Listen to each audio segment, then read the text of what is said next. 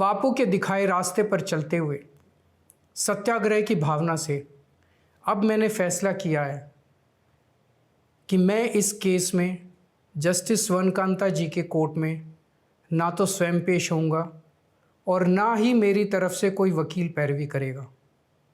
Justice स्वर्णकांता जी जो भी फैसला सुनाएंगे उस पर समय आने पर मेरे जो भी कानूनी अधिकार हैं, जैसे सुप्रीम कोर्ट में चुनौती देना आदि, वो सभी कदम लेने के लिए मैं स्वतंत्र हूँ।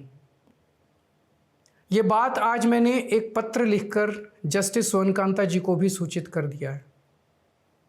मेरा जस्टिस स्वर्णकांता जी से किसी प्रकार का व्यक्तिगत विरोध नहीं है। यदि भविष्य में भी कभी उनके सामने मेरा कोई अन्य केस लगता है जिसमें मेरे विरोध में बीजेपी, केंद्र सरकार या तुषार मेहता जी नहीं हैं, तो मैं उनके समक्ष जरूर पेश होऊंगा। आप पूछ सकते हैं कि यदि मैं जस्टिस स्वर्णकांता जी के रिक्यूजल ऑर्डर से असहमत हूं तो उसके खिलाफ सुप्रीम कोर्ट क्यों नहीं जा रहा? उसकी तैयारी कर रहा हूं। ये पूरा मामला बहुत नाजुक और संवेदनशील है। कानून को ध्यान में रखते हुए, जुडिशरी के सम्मान को ध्यान में रखते हुए और लोगों के न्याय व्यवस्था पर भरोसे को ध्यान में रखते हुए एक एक कदम उठाना है। देखिए, मुझे लगता है कि केजरीवाल साहब उन लोगों में से हैं जो ये कहते हैं कि वकील भी हम हैं, गवाह भी हम हैं और जज भी हम हैं। सब कुछ वही है, तो इस न्याय व्यवस्था की ज़रूरत क्या है? हमेशा न्याय व्यवस्था पे प्रश्न चिन्ह लगाना, संवैधानिक संस्थाओं को गाली देना, यही इनका वर्क कल्चर है और यही इनकी मानसिकता बन गई है। जिस तरीके से दिल्ली में वो व्यवहार कर रहे हैं कि मैं कोर्ट नहीं जाऊंगा।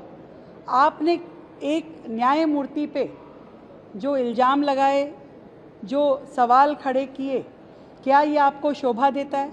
एक कल्प्रिट, एक गुनहगार जो कि शराब घोटाले में लिप्त है, जिसके ऊपर इतनी बड़ी चार्जशीट है, वो व्यक्ति न्याय स्तंभ पर आवाज़ उठा कर के कहे कि ये मेरे खिलाफ कुछ निर्णय ले सकते हैं और उसकी उस सोच के साथ में जज बदल दिया जाए, कोर्ट बदल दी जाए और वो अपने आप को कभी गांधी कहते हैं और कभी भगत सिंह कहते हैं।